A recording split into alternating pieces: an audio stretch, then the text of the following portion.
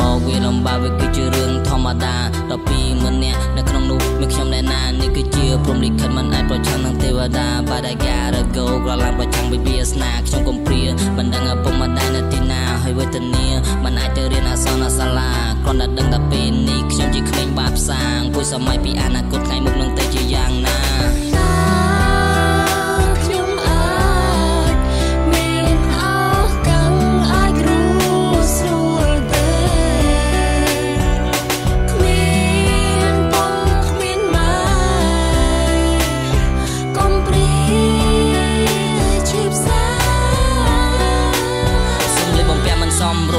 ខ្ញុំនេះខុសគេកំណើសម្រាប់គឺជាតែខ្ញុំតើបងប្អូនដឹងទេចំណីអាហារទាំងយប់ទាំងថ្ងៃខ្ញុំបរិភោគពីគេហើយជួនកាលខ្ញុំលេចអត់បាយខ្ញុំមិនដឹងធ្វើម៉េចទេតែការសាលាសង្ឃឹមថានៅថ្ងៃណាមួយអញមានឱកាសបានរៀនបានសូត្របើសិនជាគេជួយកុំដេកស្រមៃទាំងយប់ទាំងថ្ងៃវាធ្វើឲ្យខ្ញុំនេះទុកព្រួយរសាត់អណ្ដាតតែម្នាក់ឯងឆាជីវិតមានតែមួយដូចឆាជីវិតរបស់ខ្ញុំវាបានតែប៉ុណ្្នឹងខំលើកទឹកចិត្តដោយខ្លួនឯងឲ្យចិត្តខំប្រឹងតែសំណាងមិនអបព្រោះតែគ្មានទីពឹងខំខំមកសង្កត់ចិត្តធ្វើម៉េចបើជីវិតវាអញ្ចឹងបានតែមកដល់នាទីនេះមិនដឹងយល់ល្អប៉ុណ្ណាប្រហែលជាកូនអាចមានចំណេះបន្ទាប់ពីចេញពីសាលាមានការងារធ្វើមានមុខមានមាត់ជប់ទៅកញ្ចះលុយដុល្លារមិនដូចជាពេលនេះទេកូនជាក្មេងបាត់សា